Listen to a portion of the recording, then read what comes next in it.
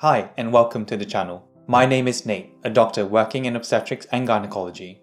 One big part of my work life is supporting families who are expecting, and sometimes I would be involved with the birth itself. For instance, during a cesarean or an assisted vaginal birth. To show their appreciation, parents will often bring gifts to the staff members, like chocolates, sweets, biscuits, and the occasional cakes and muffins. Hence why it's very difficult to keep in shape. We also receive thank you cards and sometimes flowers, which I don't think are edible. But once in a blue moon, a couple would spend time scripting a 1500-word letter whilst also looking after a newborn. To me, these thank you letters are truly special and I love reading them, because it means that I've done a decent enough job and I'd also get an ego boost.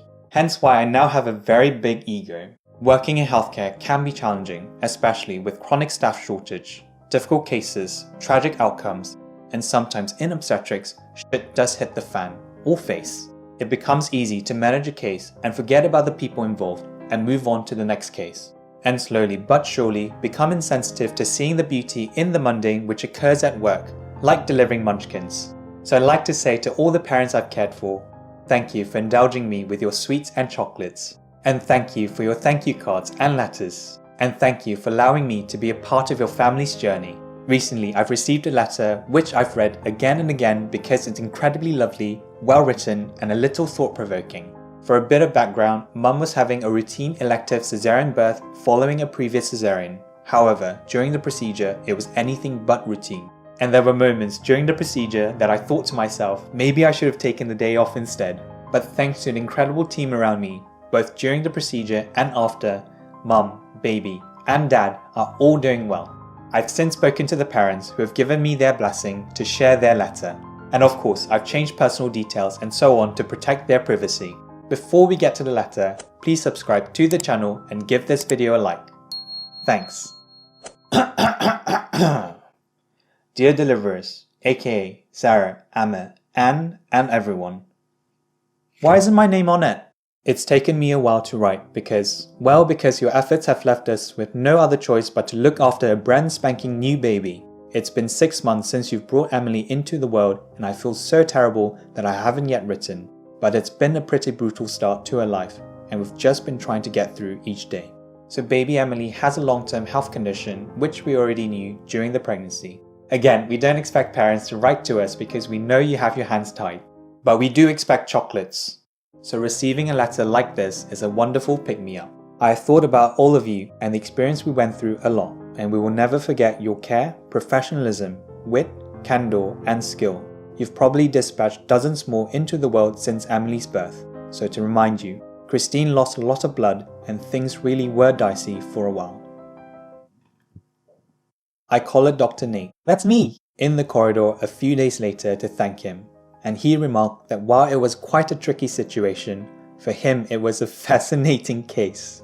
Once I picked up my jaw from the floor and wiped it due to COVID concerns, I think he realized how odd that sounded to a balding man whose wife or significant other nearly died. I'm often very careful with words when I'm speaking to patients and partners. It was a fascinating case, but I genuinely have no recollection of mentioning it to the partner. The problem we encountered in theatre was rather uncommon, and so managing it was indeed interesting, but I'm sure it's not something a loved one or patient would want to hear during a trying time. Maybe I was trying to be more relaxed during this encounter, because we do sometimes get too serious and dour. Using the right words to convey the right emotion at any given scenario is something I'm constantly working on. I've since spoken to the partner, who was very cool with the whole thing, which is definitely a relief. So, I just wanted to thank you for looking after not just Christine and Emily, but me. Emma, in particular, was such a calming and warm human presence. Thank you for the amazing blanket. I think you said your boyfriend's mum made it. So thank you from us. You are so kind, so naturally warm and empathetic without being condescending, and you made a worrying time less worrying. If you ever have bad days, ungrateful patients, difficult weeks, please remember how incredible you are and how lucky they are to have you. That's sweet. Everyone has bad days at work, some worse than others, especially when mums and babies are really unwell, and we go home and ruminate on all the things we could have done to avoid such situations. I still have a patient letter which I received a few years ago which is still hanging on the wall next to my bed. It reminds me that my actions at work are consequential, even in the most mundane of procedures, and that what I do can have an impact for families for the rest of their lives. and it's nice to read it when I'm having a rubbish day. Moving on. Sarah, you also delivered our eldest, John, which wasn't a very straightforward birth, though party animal Dr. Nate would think it was a right old laugh.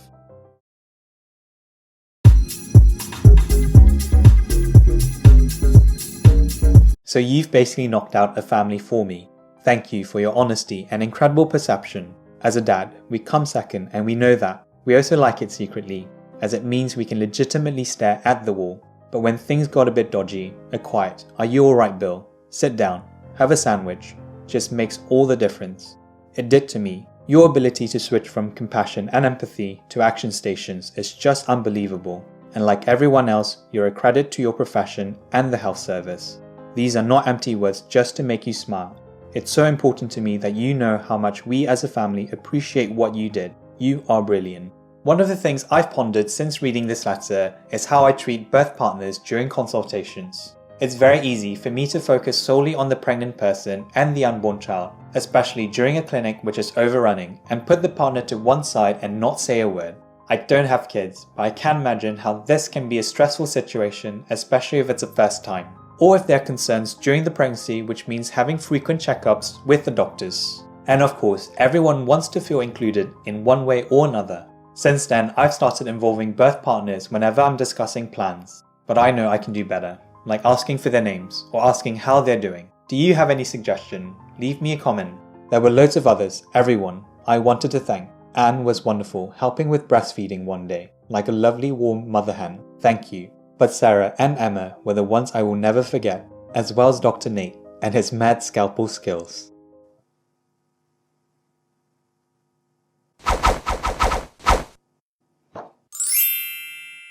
I also want to thank a couple of doctors who discharged us, and sadly I can't remember their names. If you ever come across the wizards who worked on Christine and Emily, please extend my massive thanks and admiration. I've previously highlighted this. It takes a lot of people to look after patients. In this case, there were us, the surgeons, the anaesthetic team, the midwives, the junior doctors working on the wards, the midwifery support staff, the intensivists, theatre nurses, the paediatric team, and porters, ward receptionists, lab technicians, the blood transfusion team, and pharmacists. All their efforts impact the quality of care people receive in the hospital. Meanwhile, Emily's had her ups and downs. We knew we'd be in for a ride and were prepared, but the feeding was a nightmare. An NG tube was tried, which caused more hassle than was worth. We had multiple trips to the paediatric ward to have it refitted late at night, and each feed caused her agony. We were also very worried that her rejection of bottles set a dangerous precedent for the future, so decided to take it out. Her weight gradually increased, fed every 2 to 3 hours a small amount, day and night, which really did slaughter us. We were obviously terrified of the heart surgery, but also excited at the potential of a positive outcome and an easier, calmer life for her. She was operated for over 7 hours successfully. We were discharged just 6 days after surgery, and she's now home, resuming breastfeeding, and today had her first solids, mashed carrot, potato and leek, and ate the whole lot. She's calmer, happier, more alert, and of course, has a perfectly working heart. I can never understand the immense love parents can give their children. I value my sleep so much, and the thought of having to wake every few hours just to feed sounds ludicrous. And I can't imagine the emotions parents feel when their child is having heart surgery. It puts into perspective the level of trust people have in their healthcare team during times of need. For me, this is feel enough that I need to do better, to grow, and if I can't do that, at least know when to quit. Emily is adorable, and we can't remember life before her. John is a besotted older brother who just adores her, and from day one is extremely protective. We are not religious, but do feel extremely blessed by the care given to Emily from all you rock stars. Thank you for doing the jobs you do, and for helping to create families. This is a wonderful letter. I think the main thing I've gotten out of this is how important good communication is, especially in difficult situations. And no matter how good of a communicator I am, I know I can do better. And it's important that I remember what I do day in day out can be immensely precious for a person or family that I care for. And of course, finding the right words to say is very important. Like not saying it's a terribly fascinating case when a person's loved one is nearly dying. Again, I'd like to thank the couple who have granted their permission to share this special letter. It was truly a privilege to be part of your family's journey. Give this video a like if you've enjoyed it as much as I have. Share, subscribe, and I'll see you again soon.